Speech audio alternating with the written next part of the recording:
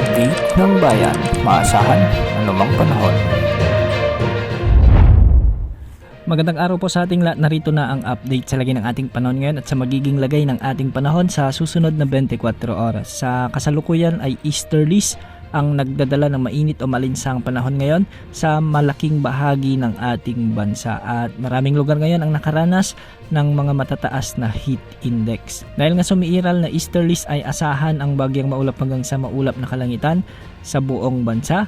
Ngunit sa araw na ito, sa may Cordillera Administrative Region ay asahan ang mga ilang pag-ulan dahil may mga kaulapan tayong nakikita ngayon sa ating satellite animations. Dulot pa rin ito ng umiiral na easterlies sa Ilocos Region at sa may Cagayan Valley ay wala naman tayong nakikitang mga malawakang pag-ulan, ngunit magiging bagyang maulap hanggang sa maulap din ang mga papawirin na may mga isolated rain showers and thunderstorms.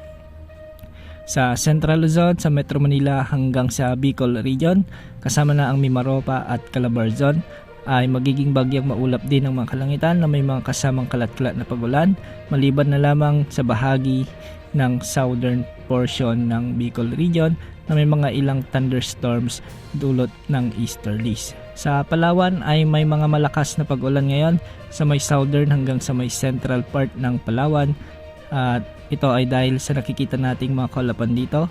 Panandalian lamang ang mga pag-ulan na ito at sa mga susunod na oras ay unti-unti na ring mawawala. Sa Visayas naman, ang buong Kabisayaan sa may Western Visayas, Central Visayas, Eastern Visayas at Negros Island Region ay may mga kalat-kalat ding pag-ulan dulot ng umiiral na easterlies o yung mga thunderstorms na dulot ng easterlies. Sa may Mindanao, ang mga rehiyon sa mga lugar na ito ay may mga kalat-kalat ding pag-ulan, ngunit mas malaki ang bahagi na may magiging maulap lamang ang papawirin at malaking bahagi rin dito ang makakaranas ng maalinsangang panahon. Sa may Zamboanga Peninsula ay asahan naman ang kalat-kalat na minsan ay may malalakas na pag-ulan at ito ay dulot ng thunderstorms na pinaiiral ng easterlies. Kung makikita natin sa ating satellite animations ay may cloud cluster tayong nakikita dito sa may southern or southeastern portion ng Mindanao at hindi naman ito nakikitang lalakas bilang LPA o bagyo,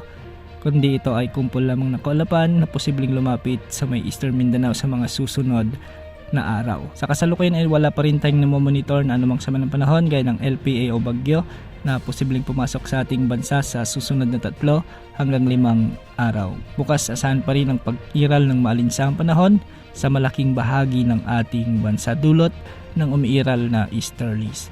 Yan ang update sa lagi ng panahon. Ito po ang weather update ng bayan, maasahan anumang panahon.